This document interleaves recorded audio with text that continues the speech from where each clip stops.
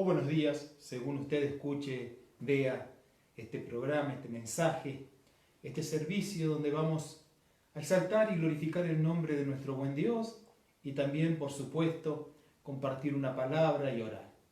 Vamos a comenzar dándole gracias al Señor en este día. Padre, bendito tu nombre por siempre. Gracias te damos, porque tú eres Dios bueno y tu misericordia es para siempre. Porque en tus manos están nuestras vidas y cada uno de nosotros, Señor, los que hemos buscado de ti, sabemos que estamos allí en esta mano y no hay quien pueda arrebatarnos de tu presencia, de tu poder. Por eso te decimos gracias.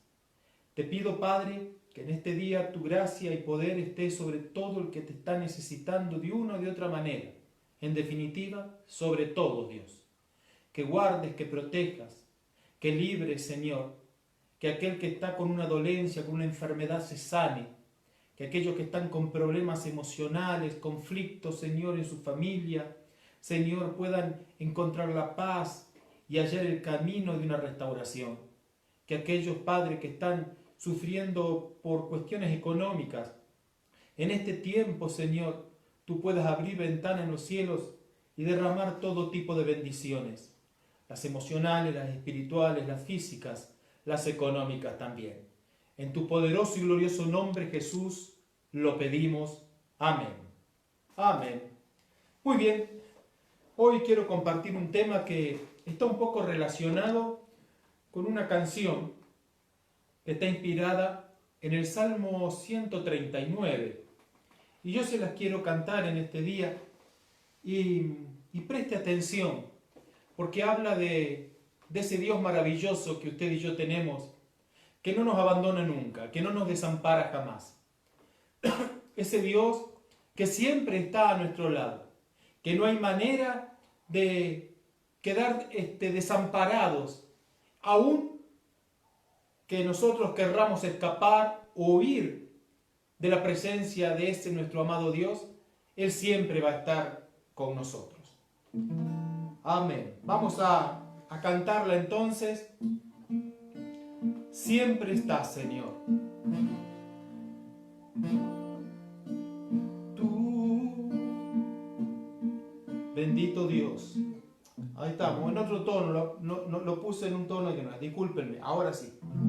Ahí estamos, en fa mayor, vamos ahí.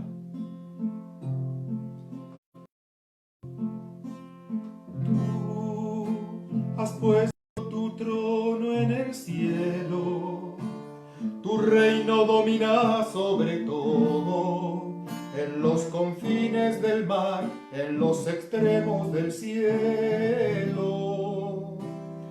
Tú has puesto tu trono en el cielo, tu reino domina sobre todo, de los confines del mar a los extremos del cielo. ¿A dónde podría ir lejos de tu espíritu? ¿A dónde podría ir lejos de tu presencia? Si cruzar el mar o volar al cielo, allí tú estás. ¿A dónde podría ir lejos de tu espíritu? ¿A dónde podría ir lejos de tu presencia? Si cruzar el mar o volar al cielo, allí tú estás. Tú viajas sobre las alas del viento, conoces mis pensamientos. Donde yo vaya, Señor, tu mano me guiará. Tú viajas sobre las alas del viento, conoces mis pensamientos. Donde yo vaya, Señor, tu mano me guiará. ¿A dónde podría ir lejos de tu espíritu, ¿a dónde podría ir? Lejos de tu presencia, si cruzaré el mar o volaré al cielo, allí tú estás. ¿A dónde podría ir? Lejos de tu espíritu, ¿a dónde podría ir? Lejos de tu presencia, si cruzaré el mar o volaré el cielo, allí tú estás. Amén. ¿A dónde vamos a huir? ¿A dónde podríamos estar donde la presencia de Dios no esté, no nos acompañe? Así que el Señor está, siempre está. Quiero comenzar leyendo un poema. Es un poema de un autor anónimo, se llama Huellas en la arena. Posiblemente muchos de ustedes lo hayan escuchado o lo conozcan. Es un poema, pero es un poema que dice una enorme verdad, que está esta verdad, por supuesto, en las Sagradas Escrituras, luego iremos a ella. Dice así: una noche soñé que caminaba por la playa con Dios. Durante la caminata, muchas escenas de mi vida vinieron como proyectadas en la pantalla del cielo. Con cada escena que pasaba yo notaba unas huellas de pie que quedaban marcadas en la arena. Unas eran las mías, las otras eran las de Dios. A veces aparecían 2 pares de huellas, pero a veces un solo par. Esto me preocupó mucho porque pude notar que durante las escenas más difíciles que me tocaron atravesar en la vida, cuando me sentía apenado, angustiado, derrotado, solo veía un par de huellas en la arena. Entonces le dije a Dios: Señor, tú me prometiste que si te seguía, siempre caminarías a mi lado. Sin embargo, he notado que en los momentos más difíciles de mi vida, había solo un par de huellas en la arena. ¿Por qué, cuando más te necesité, no caminaste a mi lado? Él entonces me respondió: querido hijo, yo te amo infinitamente y jamás te abandonaría en los momentos difíciles. Cuando viste en la arena solo un par de pisadas, es porque yo te cargaba en mis brazos. Bueno, es un poema, pero que bien dice o enseña que Dios no nos abandona, que Dios no nos desampara, no nos deja solos. Somos a veces nosotros los que abandonamos a Dios y nos alejamos de Él. Pero Él permanece fiel, siempre a nuestro lado. El libro de Deuteronomio, capítulo 31, en el verso número 8 dice: y Jehová va delante de ti, Él estará contigo, no te dejará ni te desamparará. No temas ni te intimides. Así que el Señor va adelante y Él estará contigo, no te dejará ni te desamparará.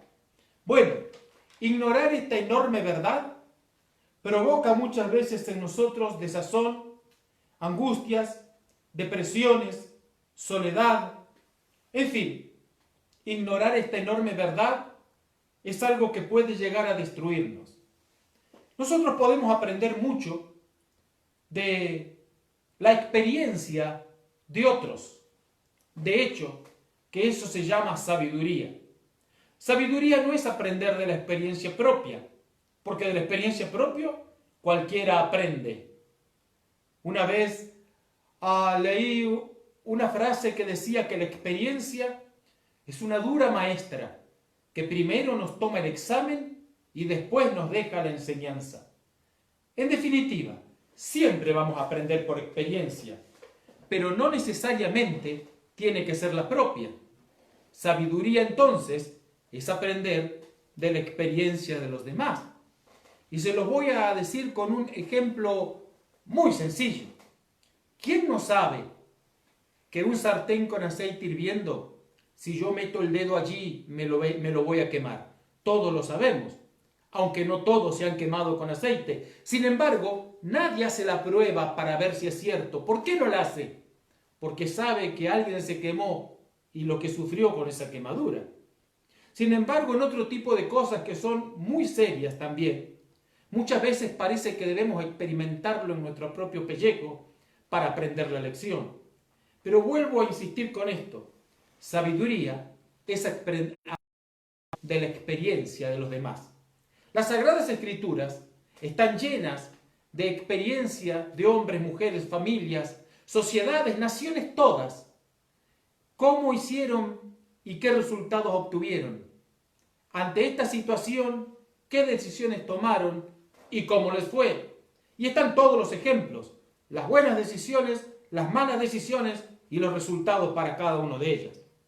Por lo tanto, podemos aprender de las Sagradas Escrituras.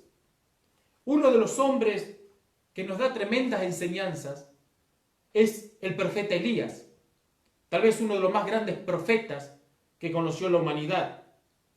Ahora la Biblia nos enseña que Elías era, además de un gran hombre, un gran profeta, un hombre que vio cosas impresionantes, un hombre que oró y cayó fuego, un hombre que oró y por 3 años y medio no llovió, un hombre que oró y volvió a llover, un hombre que oró y resucitó muerto, en fin, un hombre que hizo grandes prodigios y maravillas, pero también se nos dice que era un hombre, como usted, como yo, un ser humano. En el libro de Santiago, la carta del apóstol Santiago, en el capítulo número 5, verso 17, dice que Elías era un hombre sujeto a pasiones como las nuestras. Es decir, un hombre con debilidades como cualquier otro. Él también desfalleció. Y desfalleció en un momento no oportuno. En el momento que más fuerte debía estar, él desfalleció. Y a veces nos pasa eso. Cuando debemos estar fuertes, muchas veces es cuando desfallecemos. Por eso podemos aprender y mucho acerca de este varón, de Elías. Elías fue un hombre que se deprimió por la amenaza de una mujer. Esa mujer era la perversa reina Jezabel. Él había estado en las alturas de la victoria y hoy lo vemos en el llano, en el fondo de un pozo de depresión. Tan alto era la altura a la que había llegado en el Monte Carmelo, como también era tan profunda la depresión a la que el hombre había entrado por la amenaza de esta mujer llamada Jezabel. Él había estado entonces experimentando la gloria de Dios. Allí en el Monte Carmelo, él había visto descender el fuego del cielo. En el Monte Carmelo, toda la nación reconoció que Jehová era el único Dios.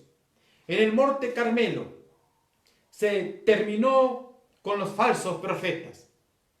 La gloria había experimentado Elías, pero ahora se encuentra amenazado por una mujer, sumido en un pozo de tristeza, de soledad, porque así él se sentía, y de depresión. Mire al punto que llegó Elías. Primer libro de Reyes, capítulo 19, verso número 4. Y él se fue por el desierto un día de camino, y se sentó debajo de un enebro, un árbol, un enebro. Y deseando morirse, mire el deseo que tenía, deseando morirse, dijo: basta ya, oh Jehová, quítame la vida, pues no soy mejor que mis padres. Note que este Elías que descendió, y seamos claros en esto, solo se puede descender si previamente se está arriba. Solo se puede descender si previamente se está arriba. Todos sabemos que subir cuesta, y cuesta mucho, pero mantenerse arriba cuesta mucho más. El apóstol Pablo nos enseña de que no debemos relajarnos, porque es allí, cuando nos relajamos, como se relajó Elías, ¿no? y a veces el relajarse es tan peligroso que dejamos de estar en una posición que habíamos logrado, alcanzado, para estar abajo. El apóstol Pablo nos dice en Efesios 6:13, por tanto, tomad toda la armadura de Dios para que podáis resistir en el día malo y habiendo acabado todo, estad firmes. Así que, por un lado, debemos tomar toda la armadura de Dios para poder resistir en el día malo. Bien, así que hay días malos.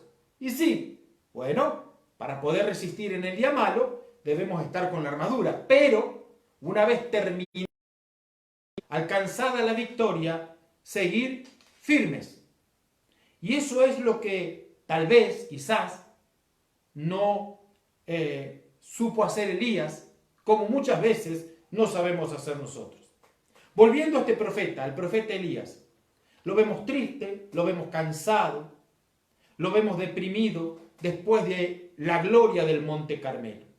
Y a causa de esa tristeza, de ese cansancio, de esa depresión, el hombre va a hacer un pedido que no tiene sentido.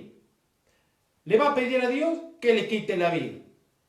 Ahora, ¿por qué digo que no tiene sentido? Mire, primero, porque cuando él es amenazado por Jezabel, en el verso número 3, 1 Reyes 19:3, dice, viendo pues Elías el peligro, se levantó y se fue para salvar su vida.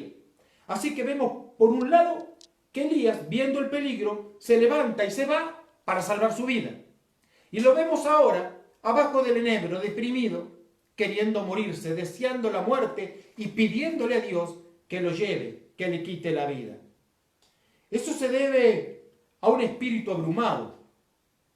Cuidado entonces, porque cuando estamos cansados, cuando estamos tristes, cuando a veces la depresión golpea nuestra puerta, como le golpeó a Elías, podemos llegar a pedir tonterías, como las que pidió Elías. Y esas oraciones no son escuchadas por Dios. En el verso 4 vimos que él deseaba morirse y le dice a Dios, basta ya, basta, quítame la vida. ¿Te sentiste alguna vez como Elías? ¿Alguna vez sentiste deseo de morirte? ¿Alguna vez le dijiste a Dios después de tanto cansancio, de tanta presión, basta ya Dios, llévame con vos? Bueno, es probable que sí. Ahora yo quiero preguntarte, ¿cómo terminó la historia? ¿En qué quedó la cosa? ¿Acaso no pasó el temporal y acá estás todavía? Ahora, después de aquella triste experiencia, ¿no vinieron momentos lindos, dichosos y felices en tu vida? ¿No viste crecer a tus hijos? ¿No viste nietos? ¿No? A los que ya somos mayores, por ejemplo. ¿Qué habría pasado si Dios te habría escuchado en tu petición? Llévame, Señor, porque no aguanto más. Mira de todo lo que te habrías perdido, de cosas tan hermosas, tan bellas que el Señor tenía preparado más adelante en el camino. Miren, nadie se tiene que ir antes de tiempo. Todos nos debemos ir en el momento que Dios diga, no cuando a nosotros se nos parece. Por eso Dios en su amor y en su misericordia no escuchó la insensata petición de ese hombre, sino que en su amor y su misericordia permitió a Elías, en ese momento de tanto dolor, descansar y dormir, porque dice en el verso número 5, estoy en primer libro de Reyes, capítulo 19, en el verso 5, dice que bajo ese mismo enebro, Elías se quedó dormido. Vemos cómo ese hombre lo que necesitaba era un descanso y Dios no lo privó de él. Dios no fue a molestarlo a Elías, y esto lo digo entre comillas, lo de molestarlo a Elías, con sermones, con consejos, con reprimendas. No, porque Elías estaba demasiado mal como para oírlo a Dios. Elías no estaba en condiciones de escuchar ni reprimenda ni sermones, como muchas veces vos y yo podemos llegar a estar. El asunto es que Dios lo deja descansar y luego lo alimenta. Lea usted, yo no lo voy a leer directamente, pero primer libro de Reyes, capítulo 19, lo alimenta a Elías y Elías va a recobrar fuerzas. Ahora, Dios sabe con qué alimentarnos según la ocasión o situación que cada uno está viviendo. Porque recuerde que no solo de pan vivirá el hombre.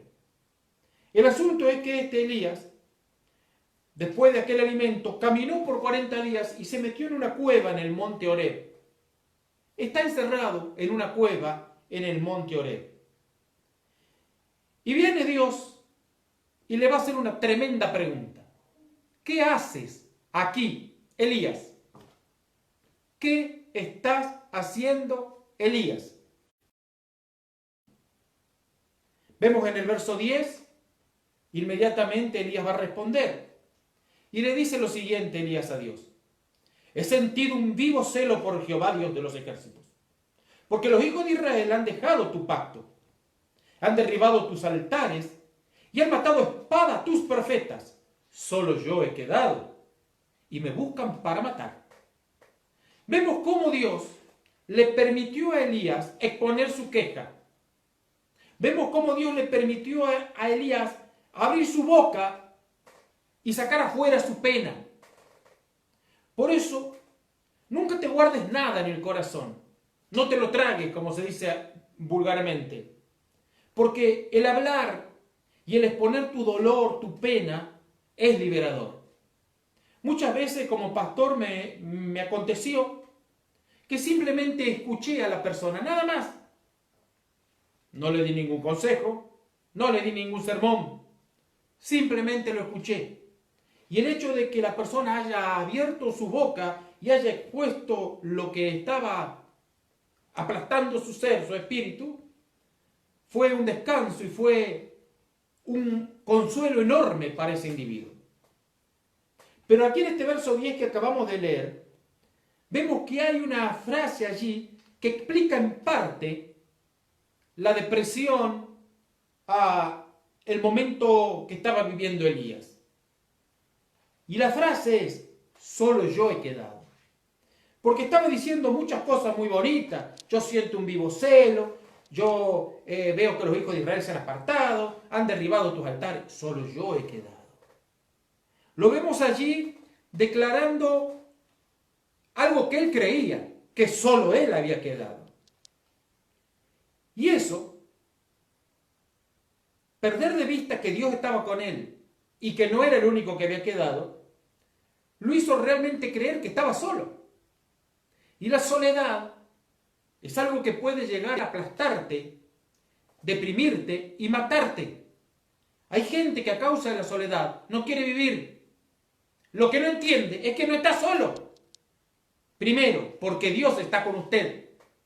Y segundo, porque hay muchos otros que están compartiendo tu dolor y que están viviendo tus mismas vivencias. Hay que encontrar esos otros para tener compañerismo. Pero más allá de eso, está Dios. Y si está Dios, lo tenés todo. Dios entonces lo dejó hablar. Pero cuidado con sentirse solo, porque la verdad es que no se está solo. Otra cosa que deprimió a Elías es que él había terminado su labor. Porque como profeta, su objetivo era llevar a la nación a los pies de Dios. Y en el monte Carmelo lo logró, porque todo el mundo dijo, cuando el fuego cayó, Jehová es Dios, Jehová es Dios. Vemos que como, entre comillas, se le acabó el trabajo. Y allí está Elías. Y ahora no hay más nada para hacer. Mire, cuidado con esto. Porque cuando uno termina la labor, como Elías en el monte Carmelo, esa falta de ocupación puede llegar a ser muy peligrosa. Solemos decir quienes predicamos esta frase, mente desocupada, taller de Satanás. Por eso es importante que estés ocupado en algo. Y hay muchas cosas para hacer, aún en tiempos donde parece que no hay nada para hacer. Dice aquí que el Señor le hace allí la pregunta, ¿qué haces aquí, Elías? Porque a la petición de Elías, Señor, basta, no aguanto más, me quiero ir con vos, llévame, quítame la vida. La respuesta de Dios a esa oración de quítame la vida fue, largo camino te resta. Y fue, ¿qué haces acá, Elías? En otras palabras, lo que le está diciendo a Elías el Señor es, ¿qué estás haciendo? Esa es una buena pregunta. ¿Qué estás haciendo? Porque largo camino te resta. Mira, mañana vas a ver que la aflicción del hoy tiene sus dulces frutos. Por eso te animo a tener fe en Dios, porque no estás solo, porque no te dejaré, no te desampararé, dice el Señor. Cuídate, cuando pienses que estás es donde más tenés que aferrarte al Señor. Difícil de subir, más difícil de mantenerse arriba. Cuídate de los pensamientos tontos, y perdón por esta palabra, porque cuando pensamos como tontos, también como tontos hacemos peticiones como Elías. Peticiones que Dios nos va a responder como Elías. ¿Qué estás haciendo? Largo camino te resta.